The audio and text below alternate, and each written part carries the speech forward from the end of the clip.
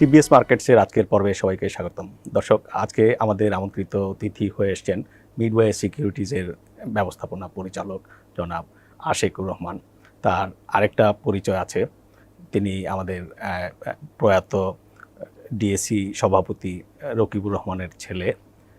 তিনি দেশে বাইরে পড়াশোনা করেছেন, ওয়াল স্ট্রিটে একসময় ক্যারিয়ার শুরু করেছেন, তারপরে দেশে ফিরে এসে তাদের পারিবারিক ব্যবসার হাল ধরেছেন। আশিক ভাই, আপনাকে স্বাগতম। বাবু ভাই, thank you very much for having me. আপনি তো ইকোনমিক্স পড়েছেন কানাডাতে, তারপরে ওয়াল স্ট্রিটে ক্যারিয়ার শুরু করেছিলেন। সেখান থেকে আপনি দেশে আসলেন কেন, এক নম্বর প্রশ্ন। আমি গ্র্যাজুয়েশনের পর থেকে I move to the US and আমেরিকাতে গিয়ে আই স্টার্টেড ওয়ার্কিং ইন বল্টিমোর। তো তখন যে সময়টা ছিল, তখন আস্তে আস্তে আমেরিকার গ্রেট ফাইন্যান্সিয়াল ক্রাইসিস শুরু হয়েছে। জি, প্রথমে I worked in investment banking and entry level, and then I moved on to TD Ameritrade. TD Ameritrade তখনকার সময় ছিল second largest retail brokerage in the US, institutionally retail brokerage in the US. So great financial crisis শুরু হয়েছে, I saw everything in the US, but unfortunately 2009-তে আমি বাংলাদেশে ফেরত এসেছি because we had a tragedy in the family. আপনার ভাই মারা গেছিল? জি জি। সো এটা যখন হয়েছে, আমি এসে দেখলাম যে আমার ফ্যামিলির মধ্যে একটা বিশাল বড় একটা যে ট্র্যাজেডিটা হয়েছে, এটার জন্য আমাকে থাকতে হবে। তো এই কারণে আমার আব্বা জনাব রকিবুর রহমান, উনি ছিল তখন ঢাকা স্টক এক্সচেঞ্জের প্রেসিডেন্ট। তখন market was very active, and ওইটার জন্য ওনাকে day to day stock market নিয়ে অনেক কিছুতে ব্যস্ত থাকতে হচ্ছে। ইন দ্য মিন টাইম আমাদের ফ্যামিলির মধ্যেও অবভিয়াসলি একটা ডিপ্রেশন চলছিল। সো তখন আমি ডিসাইড করেছি যে না, এখন আর আমেরিকাতে ফেরত যাওয়া যাবে না, আমি যে ফিউচারটা করবো আমি বাংলাদেশেই করবো আর কি। তো তখন নভেম্বর অফ 2009 আমি অফিসিয়ালি আমাদের কোম্পানি মিডওয়ে সিকিউরিটিজ লিমিটেডে জয়েন করেছিলাম। ইনিশিয়ালি আমার মধ্যে আর আমার মোস্ট অফ দ্য এমপ্লয়ীদের মধ্যে এরকম কোনো ডিফারেন্স ছিল। আমার জন্য এটা খুবই ক্রুশাল ছিল যে to understand how the company functions from top to bottom. So আমরা বটম দিয়ে শুরু করেছি, অ্যান্ড এটা বেশি দিন সময় লাগেনি। আমাদের কোম্পানি যে বিশাল বড় তাও না। So because I already worked in this industry and because stock brokerage was আমাদের ফ্যামিলি ব্লাডের মধ্যে আছে, আমার এর মধ্যে একটা ইন্টারেস্ট ছিল। সোফা 35,000 এর মতো রিটেল ক্লায়েন্ট। জি জি জি, একেবারে ছোট বলা যাবে না। না, এটা আমি যদি ইনস্টিটিউশনের সাথে যদি কম্পেয়ার করি, যেখানে আমি সবসময় কম্পিট করছি, ওই অনুযায়ী তো আমার কাছে মনে হয় যে আমাদের ব্রোকারেজটা ছোট। বাট হ্যাঁ, এটা সত্যি যে আলহামদুলিল্লাহ we are blessed with a lot of clients যারা বছর পর বছর আমাদেরকে বিশ্বাস করে, আমাদের সার্ভিসের উপর সন্তুষ্ট আছে। ওই জন্যই কিন্তু আমরা এই লং যে ক্লায়েন্ট রিটেনশন, এই জিনিসটা আমরা করতে পারি। আমাদের ব্রোকারেজ তো অ্যাকচুয়ালি অনেক পুরান। সো ওই অনুযায়ী দেখবেন যে এখনও পর্যন্ত আমাদের কাছে ক্লায়েন্টস আছে যারা 80s বা ইভেন আর্লি 80s থেকেও আমাদের ব্রোকারেজে ইনভলভ আছে আর কি। সো এদেরকে সার্ভিস দেওয়া, এদের এই পুরো বিজনেসটাকে আন্ডারস্ট্যান্ড করতে করতে very soon enough I ended up taking control of the company, যেখানে আমার আব্বা ডিসাইড করেছে উনি ফোকাস করবে ঢাকা স্টক এক্সচেঞ্জের উপর, অ্যান্ড আমি ফোকাস করবো মিডওয়ে সিকিউরিটিজ লিমিটেডের উপর। ওকে, you are the managing director and you have to deal everything a business brokerage business needs. তো আমরা আপনার কাছ থেকে জানতে চাইবো যে আপনি ইউএসএ তে মার্কেট কেমন দেখেছেন আর আমাদের এখানে কেমন দেখছেন, তার সাথে পার্থক্যগুলো কোথায় এবং কেন? পার্থক্য তো অনেক আছে। See, the American market is a very exciting market, and it is not a perfect market because I think stock market in nature is not looking for perfection all the time. আপনার stock market is a very, by essence হলো stock মার্কেটের কাজ হলো to raise capital for companies. That was really the fundamental reason for stock market to actually এক্সিস্টেন্সে আসা। আমেরিকাতে আপনার জন্য capital raising from the capital market এটা খুবই ইজি, অ্যান্ড বাই পলিসি আপনার রেগুলেশন, কংগ্রেস যেভাবেই বলেন, সব কিছু মিলাই policy is created to ensure যে এই মার্কেটে আমরা চেষ্টা করব to make very deep liquid market, যেখানে যে কোনো কর্পোরেশন এসে ক্যাপিটাল রেইজ করতে পারে। আপনি যদি ওইটা ইনশিওর করেন, আপনার সেকেন্ডারি অ্যান্ড এভরিথিং এলস আপনার কিন্তু অটোমেটিক ক্লিয়ার হয়ে যাবে। তো ওনারা সবসময় ইনশিওর করেছে যে ক্যাপিটাল রেইজিং পার্টটা অ্যান্ড কনসিস্টেন্সি অফ ল, এই জিনিসটা যদি থাকে, তো আমি যদি ওভাবে দেখি, অবভিয়াসলি ওইখানে তো $1 ট্রিলিয়ন মার্কেট, আমাদের এখানে we are now at $45 billion market cap, I think, last I checked. So obviously অনেক difference আছে. But then again, ওদের capital markets অনেক পুরানো. They have multiple stock exchanges and they have different sort of products. আপনার ওখানে they also have মানে different intermediaries. যে capital market intermediary বিভিন্ন রকম intermediary আছে. So এই জিনিসগুলি আমাদের বাংলাদেশে তো সব নেই। আমাদেরকে এটা করতে হবে, আমাদেরকে এটা বিল্ড করতে হবে। যত বিল্ড করবেন তত আমাদের মার্কেটটা আরও সাকসেসফুল হবে। আপনার তো প্রায় এক যুগের বেশি অফিসিয়াল এঙ্গেজমেন্ট, আর পারিবারিকভাবে নিশ্চয়ই আপনি আরও আগে থেকেই এই বাজারের সাথে জানাশোনা আছে। ডু ইউ থিঙ্ক যে ডেভেলপমেন্টের যে পেজগুলো যথেষ্ট গতিতে এগোচ্ছে কিনা? না, অ্যাবসলিউটলি না। 2023 এখন, আর আমরা এখনও we are very much an equity based একটা স্টক মার্কেট, অ্যান্ড এখানে আপনার মানে রিটেল পার্টিসিপেশন ইজ অনেক high, institutional depth is very low. আমি পার্সোনালি বিলিভ করি যে আপনার প্রফেশনালিজম ইজ মানে completely missing in this market. প্ল্যানিংয়ের মধ্যেও অনেক রকমের প্রবলেম আছে। I think objectively driven মানে from a let's say a regulator's point of view, from a stock exchanges point of view, বা even একটা ইনভেস্টরের পয়েন্ট অফ ভিউ থেকেও মানে এখানে সব জায়গায় কিন্তু মানে গোলমেল আছে। সো 2023-তে আমাদের economy is the 35th largest economy in the world, আর ইয়েট আমাদের স্টক মার্কেটের market capitalization to GDP is actually very low. So এটা কেউ বলতে পারবে না যে আমাদের এই মানে এই 2023 with having access to knowledge খুব ইজিলি যে আমরা এখনো পর্যন্ত we are a successful capital market. We are not, because we are not a very deep liquid capital market না। আমাদের লিকুইডিটি ক্রাইসিসটাই সবসময় আমাদের সবচেয়ে বড় সমস্যা। আমরা ওয়াল স্ট্রিটে ফিরে আসি। আমরা সেখানে মানুষ ট্রেড করে বা ইনভেস্ট করে, আমরা যতটুকু জানি যে সেখানে অনেক ধরনের অপরচুনিটি থাকে for both for trading and investment. আমাদের এখানে এটা কতটা পার্থক্যগুলো যদি পার্থক্য তো অবশ্যই অনেক বেশি। আপনি দেখেন currency market you can trade, and that's the biggest thing in the world, and এটা 24 ঘন্টা you can trade. Equity market is big, bond market is even bigger. আপনার you have derivatives, short selling, intraday trading, মানে বিভিন্ন রকমের product আছে, because the market is very rich and it's মানে depth আছে, অনেক লিকুইডিটি আছে। মানে ওদের কথা হলো যে আমরা তো একুইটিজ অনেক আগে কভার করেছি, বন্ড অনেক আগে কভার করেছি, তো এখন আমরা কি করব? তখন বিকজ একটা লেভেল পর্যন্ত চলে আসছে, আমাকে তো এই মানে গতিটাকে আমাকে কন্টিনিউ করতে হবে। সো ওরা নতুন নতুন প্রোডাক্ট কিন্তু সবসময় ইন্ট্রোডিউস করছে। ক্রিপ্টোকারেন্সিও মনে করেন আস্তে আস্তে অ্যাড হচ্ছে, হয়তো বা এখনও পর্যন্ত অফিসিয়ালি অ্যাডপ্টেড হচ্ছে না, বাট যেভাবে যাচ্ছে ভেরি লাইকলি যে এক সময় রেগুলেশন দিয়ে এটাও কিন্তু অ্যাডপ্ট হয়ে যাবে। ওয়ারেজ আমি যদি আমাদের মার্কেটটা দেখি, উই আর কমপ্লিটলি একটা একুইটি ড্রিভেন মার্কেট। তা এখনও পর্যন্ত মানে আমরা যে অ্যাটলিস্ট বন্ড মার্কেটটাকে যে ভাইব্রেন্ট করতে পারছি না, এখানে আমাদের কিছু প্রবলেম আছে। এই কমিশন, এই যে বিসেক কমিশন যেটা গত 2 বছর আগে যে মানে কোভিডের পর ওনারা যখন এসেছে, they did make a very good attempt যে আমরা বন্ড মার্কেটটাকে ভাইব্রেন্ট করতে চাচ্ছি, অ্যাটলিস্ট আমরা অ্যাক্টিভ করতে চাচ্ছি। অ্যাটেম্পটটা ভালো, and I think it is absolutely important মার্কেটের জন্য। যেটা হচ্ছে যে আপনার ইকুইটি অ্যান্ড বন্ডের মধ্যে ইন্টারঅপারেবিলিটি কিন্তু হচ্ছে না। আপনি দেখেন একটা ইকুইটি যখন আপনি কিনবেন, প্রবলেম অনেক আছে। আমি একটা জাস্ট ছোটো একটা আমার ব্রোকারেজ সাইড থেকে যদি আমি বলি, আপনি যখন একটা ইকুইটি কিনবেন আপনার কমিশনটা হচ্ছে অন আ পার্সেন্টেজ বেসিস, ওয়ারেজ আপনি যখন একটা বন্ড কিনবেন, কর্পোরেট বন্ড যদি কিনেন, তখন it is not always on a percentage basis. So এখানে কিন্তু কস্ট স্ট্রাকচারের মধ্যে কিছু ডিফারেন্স আছে। হ্যাঁ, এডুকেশনের কিছু ব্যাপার স্যাপার আছে। বাংলাদেশে ইকুইটি মার্কেটে র্যালি হওয়াটা কোয়াইট ইজি, আপনার একটা প্রফিট হওয়ার চান্সটা একটু মাছ হায়ার, ওয়ারেজ বন্ড মার্কেটের investment is a long term investment. So এখানে কিছু ভ্যালু এডিশনেরও ব্যাপার আছে, কিছু এডুকেশনেরও ব্যাপার আছে। But the attempt is right. But যখনই আমরা দেখি যে একটা নতুন প্রোডাক্ট লঞ্চ করতে যাচ্ছি, প্রোডাক্টটা লঞ্চ করতে গিয়ে কিছু না কিছু আমরা ফেলিয়ার মানে পাচ্ছি আর কি।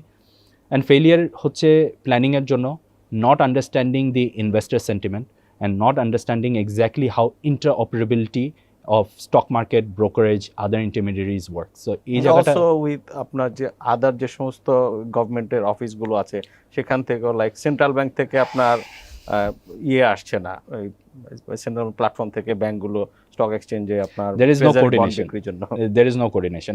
মানে আমার কোয়েশ্চনটা যেরকম আমার ওয়াল স্ট্রিটের সাথে, মানে ওয়াল স্ট্রিট বলবো না, মানে আমেরিকান ক্যাপিটাল মার্কেটের সাথে যদি আমি কম্পেয়ার করি, absolutely there is no coordination. আপনার NBR is thinking in one way, আমাদের Bangladesh securities and exchange commission is thinking in another way, আপনার Bangladesh bank is thinking in another way.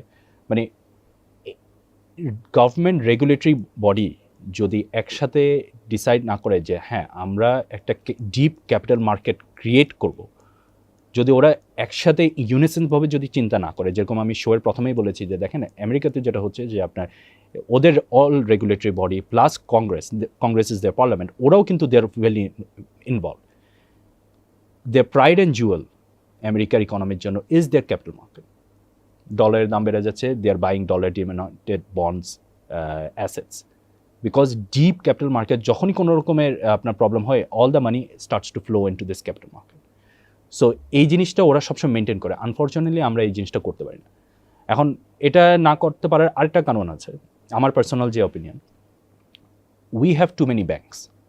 একটা ক্যাপিটাল মার্কেট কিন্তু মেইনলি মানে ফরমেশনে কিসের জন্য এসেছিল, যদি if you look into the history of market, capital raise করা, মানে alternative form of capital raising. আগে ছিল আপনি ব্যাংক থেকে আপনি লোন নিয়ে ক্যাপিটাল নিতেন।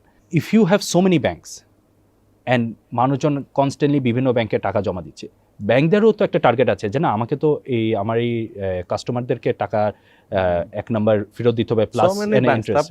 আনব্যাংক পিপল, আনব্যাংক বিজনেসেস, এদের সংখ্যাও তো আমরা আবার অনেক, হ্যাঁ অনেক আছে। সো এদের জন্যই তো কিন্তু ক্যাপিটাল মার্কেটটা কিন্তু is the really the right place.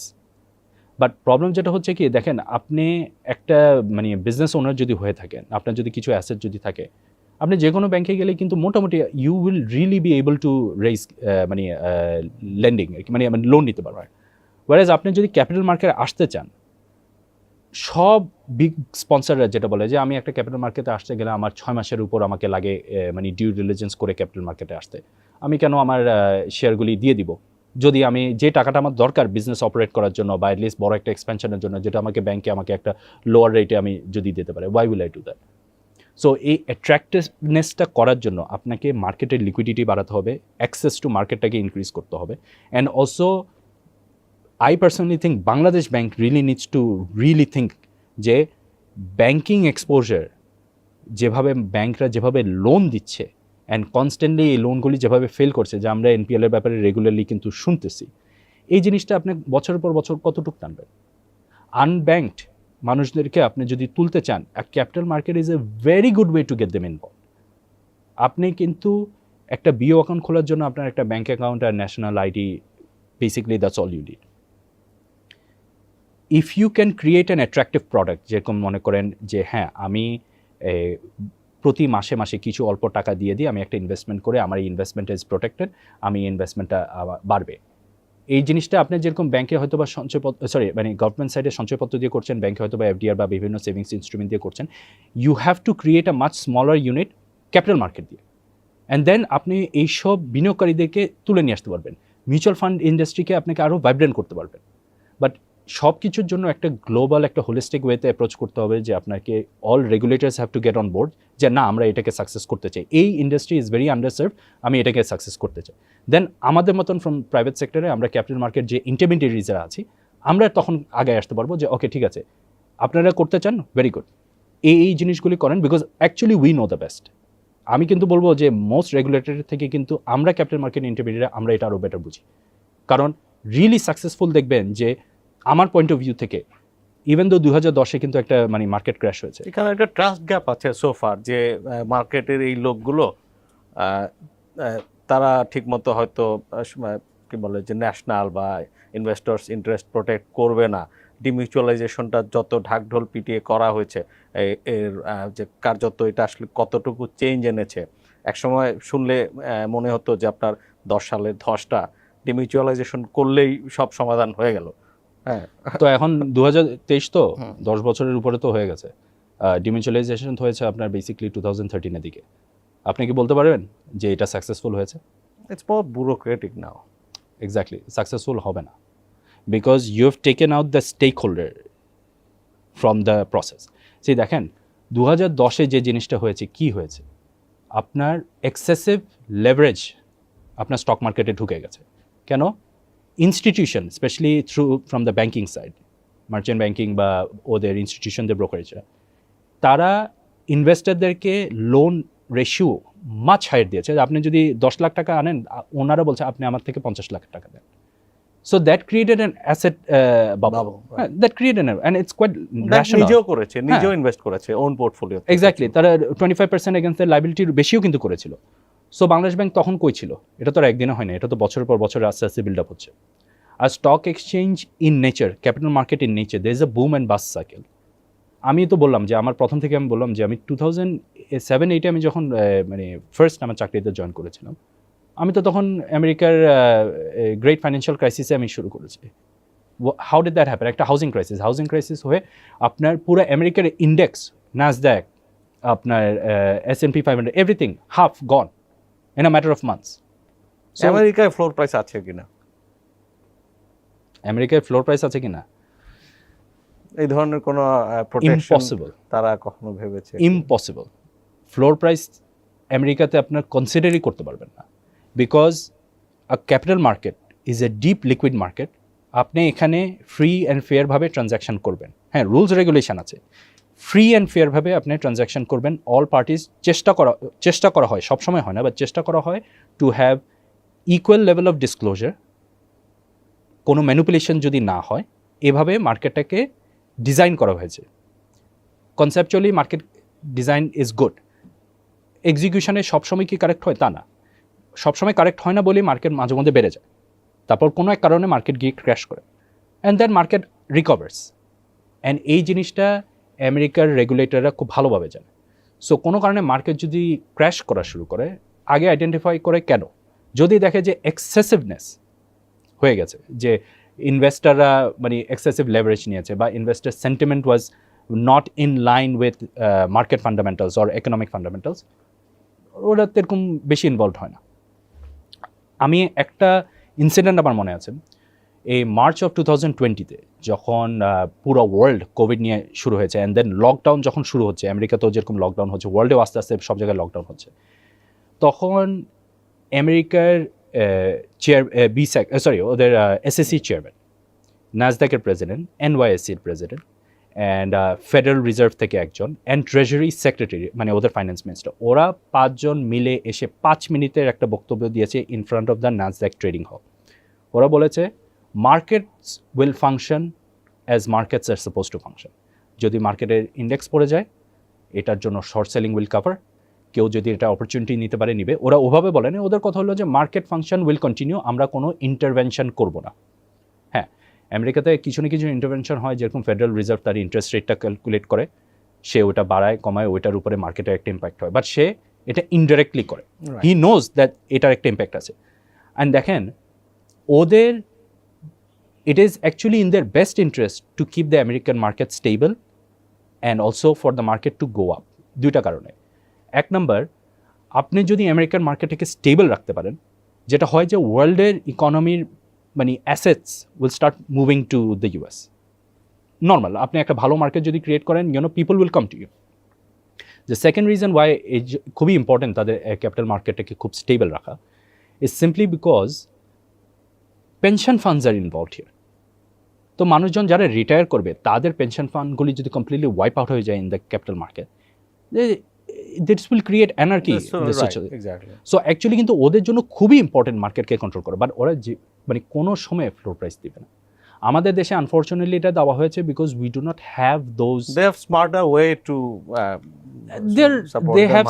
have smarter way and they have more trust in their system. I think এই ট্রাস্ট জিনিসটা খুব ইম্পর্টেন্ট আমাদের এখানে।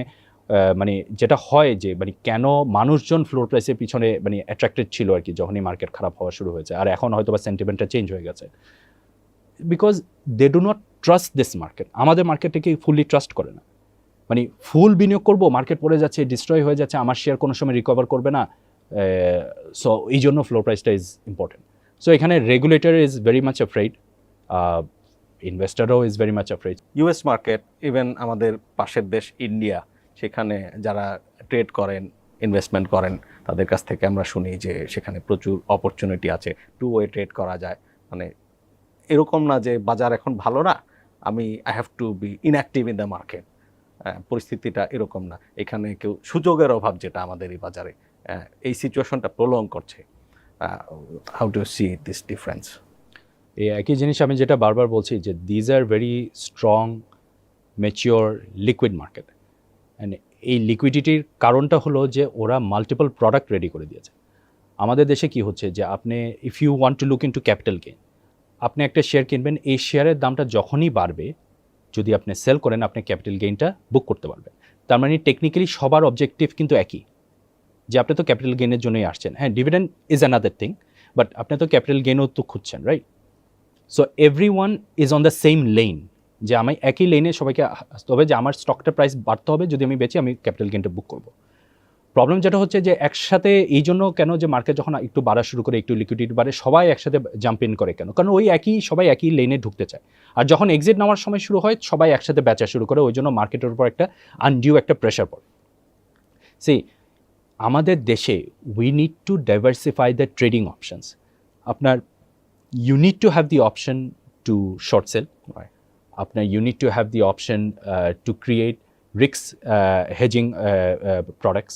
আপনি যদি you could be long equities, short the index future, হ্যাঁ, এটার জন্য খুব কমপ্লেক্স কিছু লাগবে না? কমপ্লেক্সিটি অবশ্যই আছে। এখন আমি যেটা বলবো যে T+1, আমার পার্সোনাল ওপিনিয়ন হলো T+1 আমরা বাংলাদেশ মার্কেটে অবশ্যই করতে পারি। এখন আমরা চলছি T+2-তে। হ্যাঁ, আমরা T+1 অবশ্যই করতে পারি। এটার মধ্যে খুবই অল্প segment of investors will be impacted, but T+1 কিন্তু আমরা ডেফিনেটলি করতে পারি, বিকজ আমাদের ওইরকম ব্যাংকিং চ্যানেল, ব্যাংকিং স্টক এক্সচেঞ্জের থেকে বলা হয় যে ব্যাংকিং সেটেলমেন্ট এগুলো শেষ করতে পৃথিবীতে আমাদের আরো অ্যাডভান্সড অনেক ইকোনমি T+2-তে চলছে। ইনস্টেড ইন্ট্রাডে ট্রেডিংটা আমরা দেখছি ইন্ডিয়াতে, হ্যাঁ, এন্ড অলসো শ্রীলঙ্কায়ও নাকি ইন্ট্রাডে ট্রেডিং হয়। আচ্ছা, এখানে আমি আপনি দুটো পয়েন্ট ওপেন করেছেন, আমি দুটো পয়েন্ট শেয়ার কিনলাম, আমাকে পরশুদিন পর্যন্ত বসে থাকতে হয়, মাঝখানে তো 10%, 20% পড়ে যেতে পারে, সেটা আমার তো এক্সিটের কোনো অপরচুনিটি নেই। That is your discouraging short term trading, and weather মার্কেটে আসলে শর্ট টার্ম ট্রেডিং ছাড়া ইনফ্যাক্ট এই মার্কেটে কিছু নেই এই মুহূর্তে। না, আমি বলবো যে আপনি ওইভাবে জিনিসটাকে চিন্তা করাটা উচিত হবে না। আমি ফার্স্ট পয়েন্টে আপনাকে একটু আসি। T+2 অন্যান্য দেশে হচ্ছে, আমাদের দেশে কেন, মানে আমরা কেন T+1-এ আসবো, ওয়ারেজ T+2 অন্যান্য ম্যাচিওর মার্কেটেই হচ্ছে। Indian market has started moving into T+1, and in fact এটা গত বছরের ফেব্রুয়ারি থেকেই কিন্তু শুরু করেছে। ওইসব দেশে T+2 ইজ নেসেসারি, বিকজ ওইসব দেশে আপনার বিভিন্ন রকমের সেটেলমেন্ট সাইকেল আছে। আমাদের এখানে কিন্তু technically speaking there is only one settlement cycle. So আপনি যদি T+2-তে এখন আপনার স্পট আছে, আবার জেড ক্যাটাগরি আছে, ওগুলি বাদ দেন, those are a very small segment. আপনি T+2 বাংলাদেশ মার্কেটে কারেন্ট মার্কেট স্ট্রাকচারে আনাটা in my opinion is not a problem at all. আপনাকে যেটা T+1, আই অ্যাপোলজাইজ, T+1, এটার জন্য সবচেয়ে আগে যেটা করতে হবে, আপনার বিও অ্যাকাউন্টকে প্রি ফান্ডিং করতে হবে। আমাদের দেশে যেটা একটা সমস্যা হয়েছে, এটা গত কয়েক মাস আগে আপনি দেখেছেন, একটা বিসেক থেকে একটা নির্দেশনা এসেছে, রিমাইন্ডার, যে আপনি চেকটা আগে জমা নিয়ে মানুষকে পারচেস পাওয়ার দিচ্ছেন, বা চেকটা ক্লিয়ার হচ্ছে কিন্তু 1 বা 2 দিন পরে। এখানে ব্রোকার কিন্তু ultimately is pre funding for the investor. আপনি যদি প্রি ফান্ডিং করবেন যে না, আপনি শেয়ার কিনতে চান, আগে আমার বিও অ্যাকাউন্টে টাকা জমা দেন, যত অ্যামাউন্ট কিনেন কোনো সমস্যা নেই, ডিপেন্ডিং অন আপনার বিও অ্যাকাউন্টে কতটুকু টাকা আপনি জমা দিয়েছেন। এই জিনিসটা এখন কিন্তু করা সম্ভব। মিডওয়ে সিকিউরিটিজে কিন্তু আমাদের 80% ক্লায়েন্ট কিন্তু এই কাজটাই করে। আমরা কিন্তু মানুষের থেকে আগে টাকা নেই, তারপর আমরা তাদেরকে অ্যালাউ করি শেয়ার কেনার জন্য, তারা কোনো প্রবলেম ফেস করে না।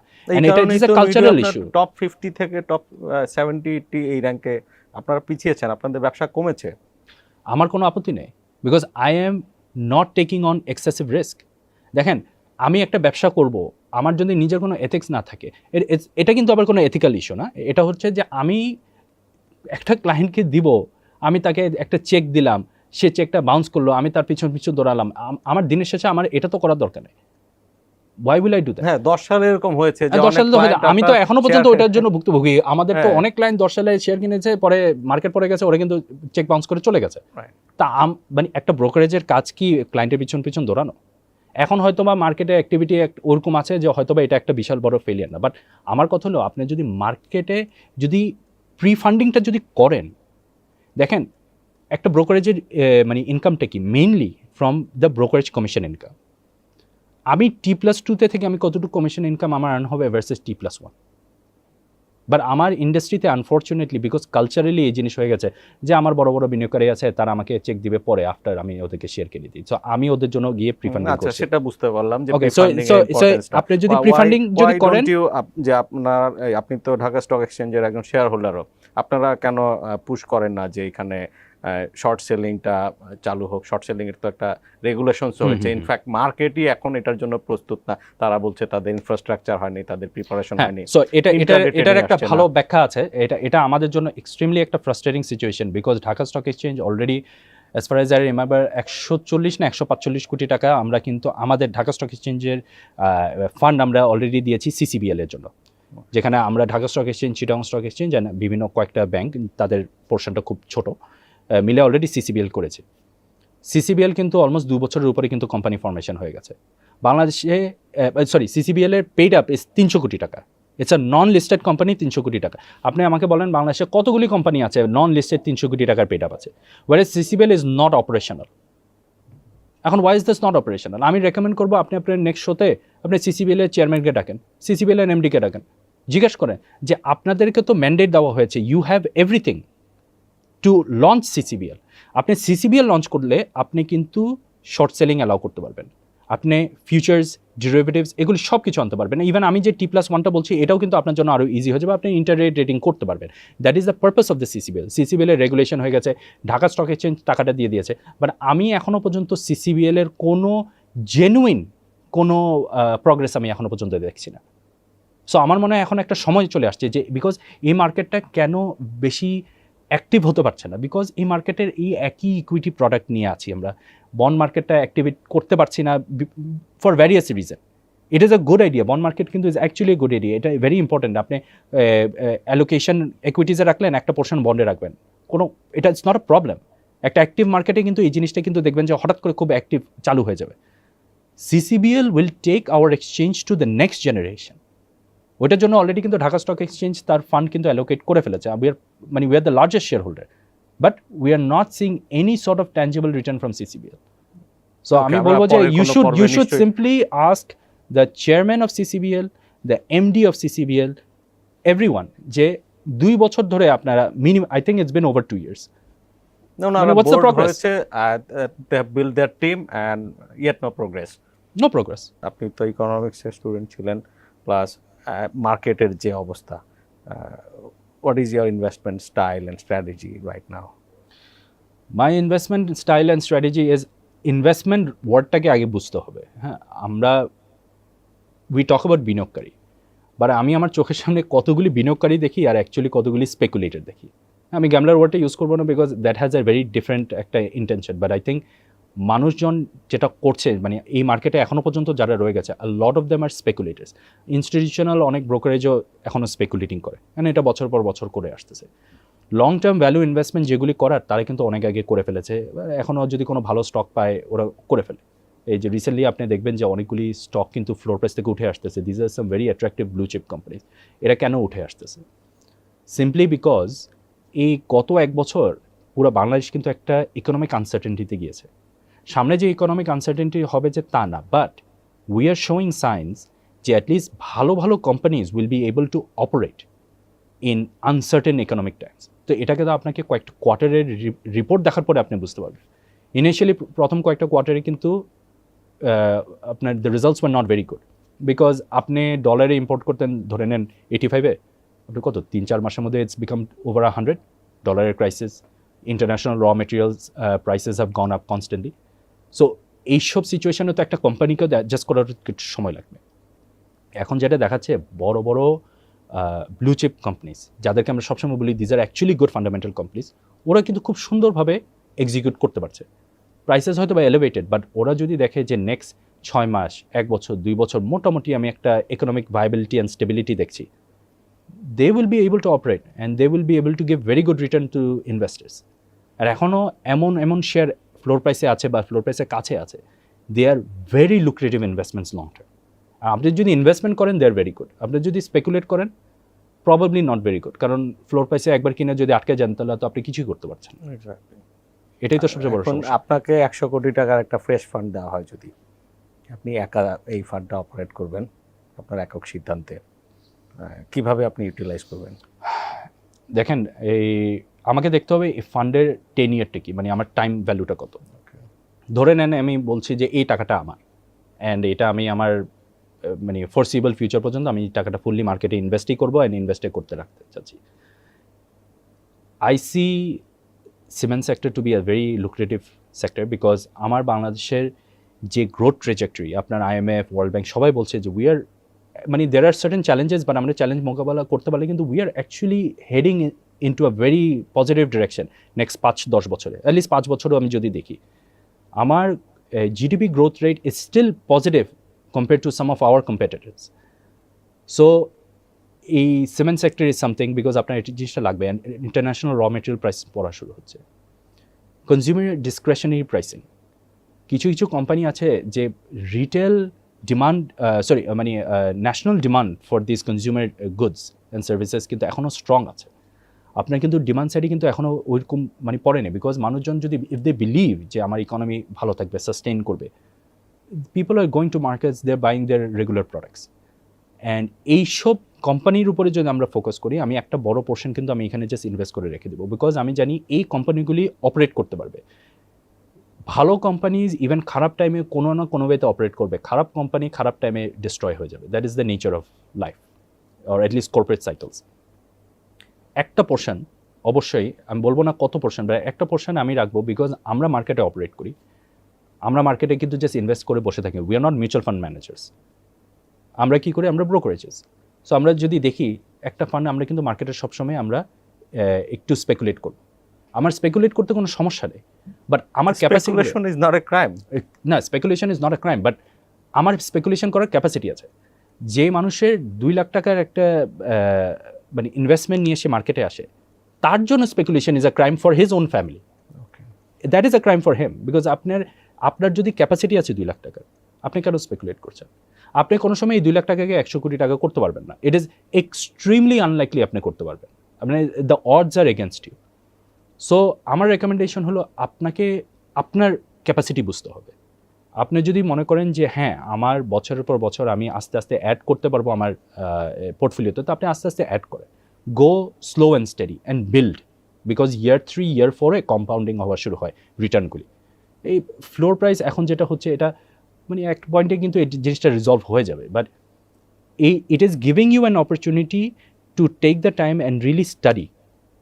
কারণ এখনও পর্যন্ত আপনি ওই ম্যাক্সিমাম কোম্পানিগুলো ওই প্রাইস রেঞ্জের মধ্যে আছে, সো আপনি কিন্তু একটু লোয়ার ভ্যালু, মানে লোয়ার কস্টের মধ্যে পাবেন। ফ্লোর প্রাইস তোলার পরে হয়তো বা একটা ইম্প্যাক্ট হবে মার্কেটে, এটা পজিটিভলিও হতে পারে, নেগেটিভলিও হতে পারে, বাট আপনি যদি একটা লং টার্ম ভ্যালু ইনভেস্টর হন, আপনি এটা নিয়ে চিন্তা করা উচিত না। ইফ ইউ থিঙ্ক যে this is a fairly priced stock, আপনি কিনে রেখে দেন। 3-4 বছর পরে আপনি দেখেন এটার ইম্প্যাক্টটা কি। যদি বাংলাদেশের ইকোনমি ট্রেজেক্টরি যদি ভালো থাকে, এই কোম্পানি যদি কনস্ট্যান্টলি ভালো অপারেট করতে পারে, আপনার রিটার্ন অবশ্যই আসবে, and it will be a very positive return. আর যারা বারবার এই স্পেকুলেট করছে, স্পেকুলেশনে হয় কি, 100 জনের মধ্যে ম্যাক্সিমাম হলে 5 থেকে 10 জন সাকসেসফুল হয়, আর 90% মানে দে ফেল, দে সাফার। এই জন্য আপনি দেখেন না, আপনি আপনার নিজের শোয়ের মধ্যে বিনিয়োগকারী আনা শুরু করেন, ম্যাক্সিমাম সবাই কমপ্লেনই করবে। যদি জিজ্ঞেস করেন আপনি কি বিনিয়োগ করেছেন না অ্যাকচুয়ালি স্পেকুলেট করেছেন, সত্যি কথা ওরা বলবে যে ম্যাক্সিমাম আমি স্পেকুলেশনই করেছি। আমরা ওই 100 কোটির মধ্যে আমি একটা মেজরিটি পোর্শন আমি ইনভেস্টমেন্ট করে রেখে দেবো। এই কারণেই তো ওই কোম্পানিটার শেয়ারের প্রাইস বাড়ছে খুব ফাস্ট, আর খুব সবচেয়ে স্ট্রং কোম্পানিগুলো দেখা যাচ্ছে ফ্লোর প্রাইসে পড়ে আছে। আমি একটা চ্যালেঞ্জ দিতে চাচ্ছি, এই যে কোম্পানিগুলি বাড়ছে, হ্যাঁ, এগুলি বাড়ছে বিকজ একটা ফ্লোর প্রাইস আছে, এটাকে সবাইকে মানে মেন্টালি ধরে নিয়েছে যে মানে ওয়ার্স্ট কেস সিনারিও কী হবে, ম্যাক্সিমাম হলে ফ্লোর প্রাইস পর্যন্ত যাবে। আর আপনি এখন কারেন্ট যে ইকোনমিক সিচুয়েশন, আপনি ফ্লোর প্রাইসটা যদি তুলে দেন, ওই কোম্পানি যেগুলি যে হঠাৎ করে খুব সুন্দরভাবে উঠছে, দেখেন না এগুলি কীভাবে পড়া শুরু করে। আর যেই কোম্পানিগুলি ফ্লোর প্রাইসে আটকা আছে, ওদের একটা প্রাইস রিভিশন হবে, বাট এগুলি আই গ্যারেন্টি ইউ যে এগুলি কিন্তু রিকভার করে ফেলবে, মোটামুটি একটা অল্প টাইমের মধ্যে রিকভার করবে। বিকজ সাইড লাইনে মার্কেটের, আমাদের ক্যাপিটাল মার্কেট, আমরা তো ব্রোকারেজ, আমরা তো জানি সাইড লাইনে কীরকম টাকা আছে। সাইড লাইনে অনেক টাকা আছে বিনিয়োগকারী, বাট ওই লং টার্ম বিনিয়োগ করতে পারছে না, বিকজ ওই লিকুইডিটি নিয়ে চিন্তা যে আমি যদি এখন ফ্লোর প্রাইসে কিনি আমি তো আটকে যাব।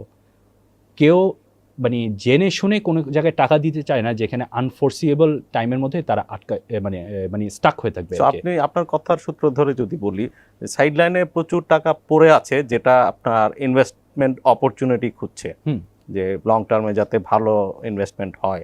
না, শুধু যে লং টার্মে হচ্ছে তা না, আপনি লং টার্মে তো অবশ্যই করবেন, বাট একটা ভালো ফান্ডামেন্টালি সাউন্ড কোম্পানি তার সুইটেবল এন্ট্রির জন্য সে সুযোগ খুঁজছে। হ্যাঁ, সে আপনি দেখেন, আপনি যদি একটা ইনভেস্টমেন্ট করেন, যদি আমি বলি যে হ্যাঁ আপনি ধরে নেন একটা এফডিআর, আপনি 1 বছরের জন্য একটা এফডিআর করছেন, আপনার মাইন্ডে কিন্তু ক্যালকুলেশন আছে, ঠিক আছে আমার 1 বছরের জন্য এই এফডিআরটা আমাকে টাচ করতে হবে না।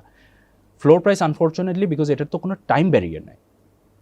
আগে কি ছিল যে আমরা হয়তো বা চিন্তা করছি এটা উঠে যাবে, এখন এটা কোন সময় গিয়ে উঠবে we don't really know. That creates a problem for an investor, because একটা ইনভেস্টার কিন্তু সে একটা স্টকের ভ্যালু খুঁজবে, তার আবার একটা টাইমেরও একটা ভ্যালু আছে, প্লাস তার কোনো কারণে যদি তার লিকুইডিটি যদি চেঞ্জ হয়, রিকোয়ারমেন্ট চেঞ্জ হয়, তো তখন তো সে বের হতে পারছে না। তো কেন সে গিয়ে আপনার প্রাইসটাকে আটকে দিবে, ওই জন্য সে ফুল ইনভেস্টমেন্টে যাচ্ছে না, সে কিন্তু কিনছে। আমাদের বড় বড় ইনভেস্টারে কিন্তু এখনও কিন্তু যখনই মনে করছে যে আর্নিংস, 2টা আর্নিং কোয়ার্টার তো অলরেডি চলে গেছে, সো দেখছে যে না এই কোম্পানির ফিউচার আর্নিং কোয়ার্টারগুলি কিন্তু স্টেবল থাকবে আর ভালো থাকবে, ওরা কিন্তু বাই করছে। অ্যান্ড রিসেন্টলি কিন্তু ওই জন্য লিকুইডিটি কিন্তু বাড়ছে, আপনি দেখেন যদি গত 2 সপ্তাহের মধ্যে। সো এটা হচ্ছে, বাট ফুল ইনভেস্টমেন্টে যেতে পারছে না, বিকজ ফুল ইনভেস্টমেন্টে যখনই যাবেন, ধরে নেন আল্লাহ না করো কোনো কারণে আমাদের ইকোনমিক সিচুয়েশন কোনো একটা জায়গায় খারাপ হয়ে গেলো, তো তখন কিন্তু এই কোম্পানিগুলো তো একটা ডিপ্রেস থাকবে, তো তখন কী হবে, তারা তাদের ফুল টাকাটা মার্কেটে দিয়ে দিল অ্যান্ড দেয়ার স্টাক। আমাদের আসলে ওই যে বলা হয় যে দুধ দিয়ে গোসল করে আপনার শপথ করতে হবে যে আসলে এই ধরনের রেস্ট্রিকশন ভবিষ্যতে আমরা আর কখনো বাজারের উপর আনবো না। ডেফিনেটলি এটা থেকে একটা এক্সিট দরকার। আর এই যে নির্বাচনের আগের বছর ভয়টা এগুলো অনেকটাই কেটে গেছে বাজারে। বড় বিনিয়োগকারীদের মধ্যে কথা বললে বোঝা যায় যে পলিটিক্যাল সিচুয়েশন সম্পর্কে মানুষ আগের চেয়ে 3-4 মাস আগেও যেরকম অনেক আনসার্টেনটি ছিল, তার চাইতে এখন বেটার কনফিডেন্স দেখা যাচ্ছে। তো 23 সালের শেষ নাগাদ আমাদের ঢাকা স্টক এক্সচেঞ্জের ইন্ডেক্স কোথায় থাকবে আপনি ফোরকাস্ট করছেন? আমি I really hate index forecasting, হ্যাঁ, because I think it's a fool's errand, হ্যাঁ। And see, index basically is not a very good metric to understand যে market health. And unfortunately because আমাদের অনেক বিনিয়োগকারী আছে বা ইভেন মার্কেট পার্টিসিপেন্ট অনেক আছে যারা অ্যাকচুয়ালি মার্কেট মানে হেলথটা বুঝতে পারে না, সো ওরা ইন্ডেক্সের উপর দেখে ইন্ডেক্স বাড়লে মার্কেট ভালো, ইন্ডেক্স কমলে মার্কেট খারাপ। আমি যদি আপনার ইন্ডেক্স মেথোডোলজি চেঞ্জ করে দিই ক্যালকুলেশন, আপনার ইন্ডেক্স বাড়াইতে পারি, আমি কমাতে পারি। আমি আই স্টার্ট কোচিং 10 সালের ইন্ডেক্সে আমরা 9 সালের index exactly. So index calculation is really a bad thing. হ্যাঁ, আমি যেটা বলবো যে আন্ডারস্ট্যান্ড স্টক মার্কেট জিনিসটা কি। আপনি যদি সার্টেনটি দেন, স্টক মার্কেট উইল থ্রাইভ। ছোট বড় স্টক ম্যাটার করে না, স্টক মার্কেট উইল থ্রাইভ। ইনভেস্টাররা ইন জেনারেল, আমি বারবার বলছি ইনভেস্টাররা কিন্তু ভালোই করবে। আপনি যদি আনসার্টেনটি ক্রিয়েট করেন বা কোনো কারণে একটা আউটসাইড একটা আনসার্টেনটি ক্রিয়েট হয়, তখন স্টক মার্কেটে একটা প্রেশার থাকবে। সো এই যদি ধরে নেন ডিসেম্বরে গিয়ে কোনো কারণে একটা পলিটিক্যাল একটা আনসার্টেনটি ক্রিয়েট হয়েছে কোনো কারণে, it will have a negative impact on the stock market. এটা ন্যাচারাল অ্যান্ড এটা হওয়া উচিত, অ্যান্ড এটাকে অ্যাকসেপ্ট করে নেওয়া উচিত। এটার এগেনস্টে ফাইট করার কোনো দরকার নেই। That creates an opportunity to even buy, because আপনি একজন বিনিয়োগকারী হিসেবে what do you want? The best thing in life is you buy low, you sell high. এখন আপনি কখন সেল করবেন, কত বছর পরে করবেন, কত ফ্রিকোয়েন্টলি করবেন, এটা আপনার উপর, বাট দ্য অবজেক্টিভ ইজ যে ইউ বাই লো। যখন দেখা যায় যে ওয়ার্ল্ডের সব কিছু মানে ধ্বংস হয়ে যাচ্ছে, এই যে মানে 2020-তে কী হয়েছে, ইন্ডেক্স ক্লোজ টু 3000 না, বিনিয়োগকারী কই ছিল? কেউ তো কিনতে যাচ্ছে না, মনে করছে যে পুরো দুনিয়া নষ্ট হয়ে যাবে, মানে ধ্বংস হয়ে যাবে, সরি। সো এরকম সিচুয়েশনে আপনি যদি মানে যেসব অ্যাসেট আন্ডার ভ্যালু ছিল যদি কিনে থাকতেন, তাহলে আপনার 2022 বা ইভেন 23 তো আপনার কি ইম্প্যাক্ট হতো বলেন না? আপনার তো টাকা ডাবলের উপরে চলে আসতো উইদিন জাস্ট। আচ্ছা, ইন্ডেক্সটা আমরা বাদ রাখলাম। সাইডলাইনে যে টাকা নিয়ে বিনিয়োগকারীরা অপেক্ষা করছে, কম্পারেটিভলি আপনার যে কশাস অ্যান্ড র্যাশনাল ইনভেস্টর যাদেরকে বলি আমরা, তারা এই নির্বাচনের আগে বিনিয়োগ করবে এরকম সম্ভাবনা কতটা দেখছেন? যদি আনসার্টেনটি থাকে, ওনারা কেন আগে বিনিয়োগ করবে? যদি ফ্লোর প্রাইসে যদি আপনার কোনো কিছু প্রাইস যদি মুভমেন্ট না হয়, বিকজ 4 মাস আগে যে প্রাইস ছিল এই একটা স্টকের, 4 মাস পরেও তো কিন্তু একই প্রাইস। সো নির্বাচনকে টার্গেট করে কেউ কি বিনিয়োগ করবে is not really, I don't think এটা একটা ভালো মাইন্ডসেট। আপনি যদি বিশ্বাস করেন যে এই স্টকটার value is correct at this point বা একটা ফেয়ার ভ্যালুতে আছে, 100% হবে না, বাট নির্বাচনের কারণে হচ্ছিল না, বলা যাচ্ছে যে এটা পলিটিক্যাল আনসার্টেনটি থেকে অনেকে সাইডলাইনে তো চলে গেছে। আপনার পলিটিক্যাল আনসার্টেনটি হলে মার্কেট পড়ে যাচ্ছে, পলিটিক্যাল সার্টেনটি হলে মার্কেট বেড়ে যাচ্ছে। যদি সামনে আবার পলিটিক্যাল আনসার্টেনটি হয়ে মার্কেট আবার পড়ে যাবে না? সো আপনি মানে আমার কথা হলো যে if I find an asset, যে কারণেই হোক, এটা নির্বাচনের জন্য হোক বা কোনো কারণে আমাদের আবার একটা ডলার ক্রাইসিস হলো, বা কোনো কারণে ওয়ার্ল্ডের কমোডিটি প্রাইস আবার র্যালি করা শুরু করলো, বিকজ রিসেন্টলি কিন্তু অয়েল প্রাইস এখন ফল করা শুরু করছে। So it's very good for us. আমরা আই হোপ সরকার এখন অ্যাকচুয়ালি এটার অ্যাডভান্টেজ নিতে পারবে। সো আমি মনে করি যে রিগার্ডলেস অফ দ্য সিচুয়েশান, যারা genuinely value investor, stock market থাকবে।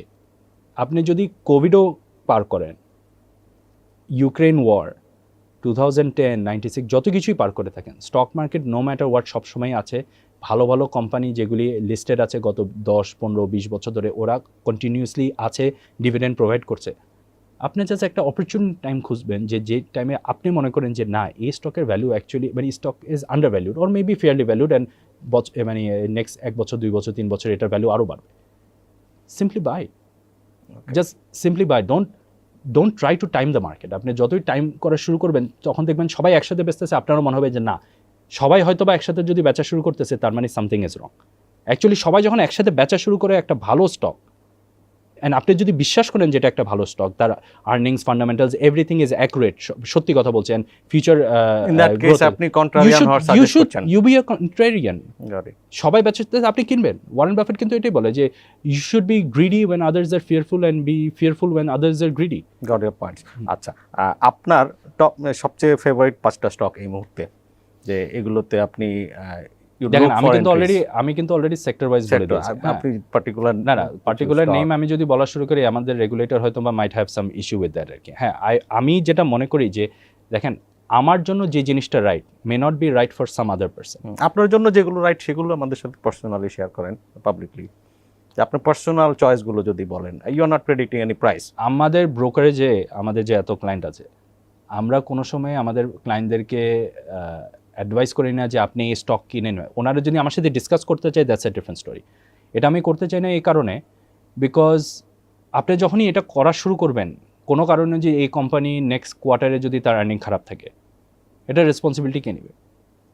I am not allowed by BSEC rule to talk about specific stocks.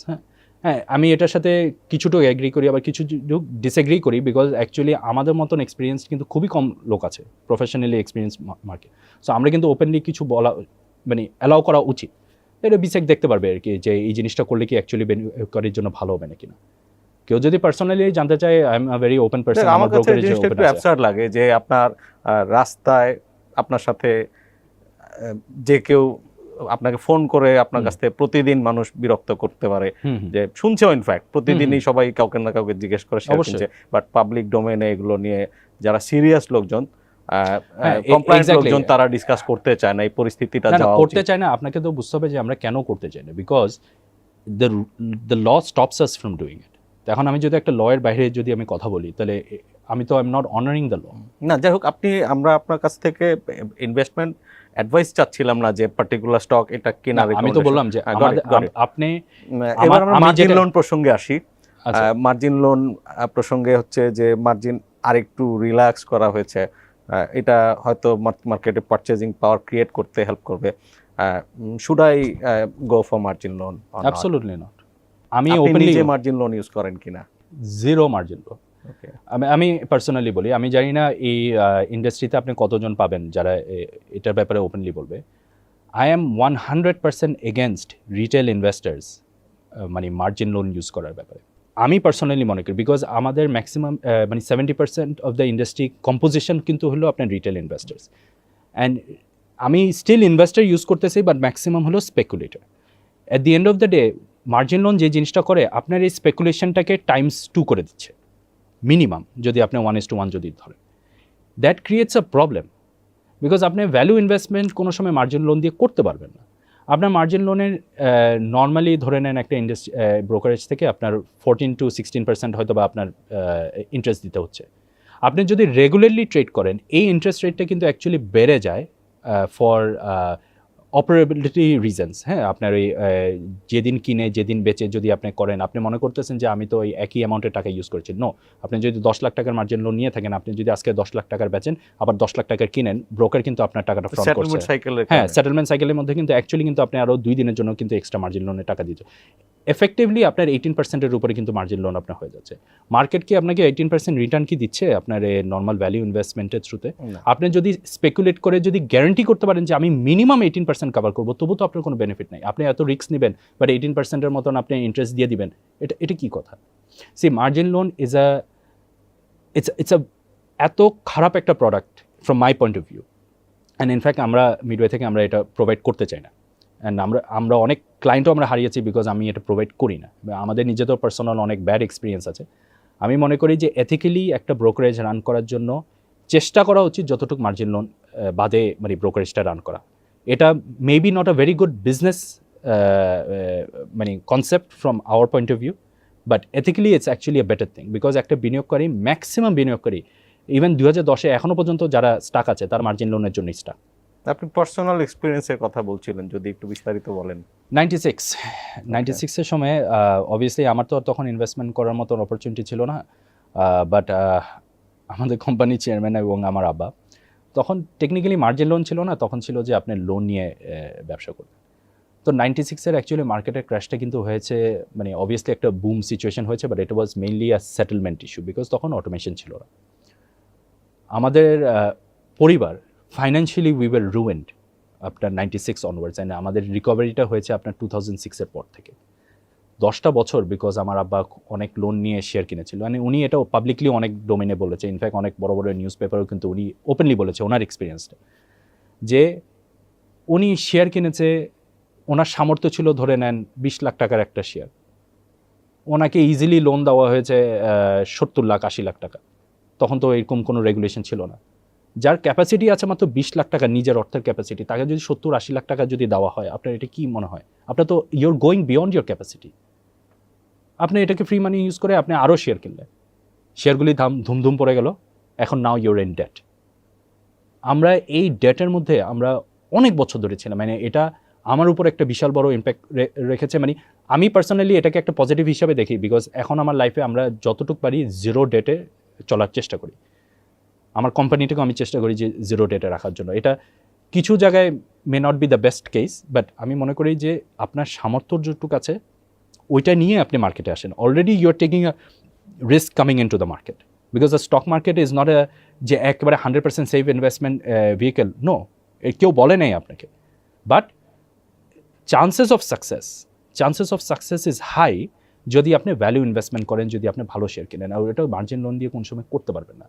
যখনই একজন দেখেন সে এক ব্যক্তি একটা শেয়ার কিনলো বা কয়েকটা শেয়ার কিনলো মার্জিন লোন ছাড়া, 2-3 দিন বা কয়েকদিন পরে সে একটা বড় লসের মধ্যে আসা শুরু হচ্ছে। কি হচ্ছে তার? সে মনে করছে আমি যদি এটাকে আরও টাকা থাকতো আমি এটাকে অ্যাভারেজ করতাম, অ্যাভারেজ করে এটা কিন্তু বেড়ে এগুলো ডিবেট তো আছে, অ্যাভারেজ করবেন না স্টপ লস দিবেন, এটা হ্যাঁ, বাট কেউ কি স্টপ লস ফলো করে? মানে আপনি রিয়েলি আমি নিজে করি। আপনি নিজে করেন? ম্যাক্সিমাম রিটেল ইনভেস্টর কি এই জিনিসটা ফলো করে? না, করে না। Exactly, that's why margin loan is so devastating for them. And জিনিসটা হয় কি ওয়াল স্ট্রিটে যেমন নাকি শুনি যে অনেক গুণ, যে 1 লাখ টাকা থাকলে আপনি তো মার্জিন লোন ওয়াল নিয়ে স্ট্রিটে সেখানে এত নয়েজ আপনি হয়।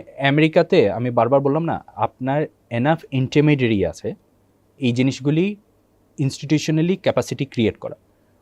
ওইখানে ম্যাক্সিমাম ব্রোকারেজ, শুধু ব্রোকারেজ না, ওইখানে ইনভেস্টমেন্ট ব্যাংকিং সব কিছু, তারা they have their own check and balance. তারা তাদের ক্লায়েন্ট সিলেকশন করে তারা ডিসাইড করে যে হ্যাঁ আমি তাকে এতটুকু মার্জিন দেবো এই ক্লায়েন্টের ক্যাপাসিটি অনুযায়ী। ওরা তো আর ইন্ডিভিজুয়ালি একটা মানুষকে খুঁজে বের করে না, ওরা একটা ইনস্টিটিউশন আরেকটা ইনস্টিটিউশন, ঠিক আছে আমার একটা হাই নেটওয়ার্থ ইন্ডিভিজুয়ালকে আমি বুঝতেছি তার এরকম ক্যাপাসিটি আছে, based on profile and based on profile. Even based on প্রোফাইলও যদি না থাকে, যদি কোনো কারণে এই বিনিয়োগকারী যদি সে বেশি লোন নিয়ে যদি লস করে, ওই ইনস্টিটিউশনের কোনো ক্ষতি নেই, সে তার টাকা রিকভার করতে হবে। বাট আমাদের বাংলাদেশে তো এটা একটা বিশাল বড় ক্ষতি বিকজ আমাদের বাংলাদেশের regulator and every one is very much interested to protect the investor. But problem হচ্ছে কি এইসব product margin loan does not really help the investor. It is a very bad product for a regular investor. আমি সবাইকে বলি, আমরা নিজেরাও এটা নিয়ে অনেক লেখালেখি করি যে আপনারা কাইন্ডলি মার্জিন লোন নেবেন না, আপনার যে ক্যাপাসিটি আছে ওই ক্যাপাসিটি অনুযায়ী বিনিয়োগ করেন বা ইভেন স্পেকুলেট করেন। Excessive risk taking, excessive risk নেওয়ার দরকার নেই। আর এই মার্কেটে আপনি এক্সেসিভ রিস্ক নিয়ে কতজনে সাকসেসফুল হচ্ছে? আপনি একটাতে সাকসেস করবেন, আরেকটাতে গিয়ে অবশ্যই ফেল করবেন। That is the nature of the market. এটা অটো কারেক্টস ইটসেলফ। উল্টা কি হবে, আপনার পকেট থেকে আপনার ইকুইটিটা চলে যাবে। Thank you so much Ashik ভাই, আপনার কাছ থেকে অনেক মূল্যবান পরামর্শ পেয়েছি। না বাবু ভাই, আমি ভেরি গ্ল্যাড যে আমি আজকে আসতে পেরেছি, অ্যান্ড দেন আমি আমাদের বিনিয়োগকারী ভাই ও বোনেদেরকে মানে আমাদের পার্সপেক্টিভ মানে মিডওয়ে সিকিউরিটিজ কীভাবে চলে অ্যাজ এ কোম্পানি, অ্যান্ড আমাদের যে মানে অলমোস্ট 35 ইয়ার্স অফ এক্সপিরিয়েন্স, আমরা এটা আপনাদের থ্রুতে মানে সবাইকে একটু জানাতে পারলাম। Thank you. জি। দর্শক, মিডওয়ে সিকিউরিটিজের ম্যানেজিং ডিরেক্টর আশিকুর রহমান ভাই, তিনি তার কাছ থেকে আমরা বেশ গুরুত্বপূর্ণ কিছু পরামর্শ বলেন, ভ্যালু ইনভেস্টমেন্ট হচ্ছে আপনার safer way to make money in the stock market, একটু স্লো টাকা বানান কিন্তু মোটামুটি সুনিশ্চিতভাবে বানান। তিনি বলছিলেন যে ফ্লোর প্রাইস বা তার আশেপাশে অনেক আন্ডার ভ্যালুড শেয়ার আছে যেগুলোর ব্লু চিপ শেয়ার, যেগুলোর ভবিষ্যৎ ভালো, ফান্ডামেন্টালি সাউন্ড বিজনেস, বাজারে আজকে হয়তো সেগুলোর দাম খুব বেশি দ্রুত বাড়ছে না, কিন্তু 1 বছর 2 বছর 3 বছরে এগুলো থেকে খুব ভালো রিটার্ন আসবে। আর মার্জিন লোন নিয়ে খুব কম মানুষই সেটা কাজে লাগাতে পারে, বেশিরভাগই লোকসানের বোঝা টানতে হয়। তিনি সেটাকে খুব শক্তভাবে নিরুৎসাহিত করেন। তাদের হাউস থেকে কোনো মার্জিন লোন দেওয়া হচ্ছে না, তাদের পরিবারের অভিজ্ঞতাও ভালো নয়। পরের পর্বে দেখা হচ্ছে।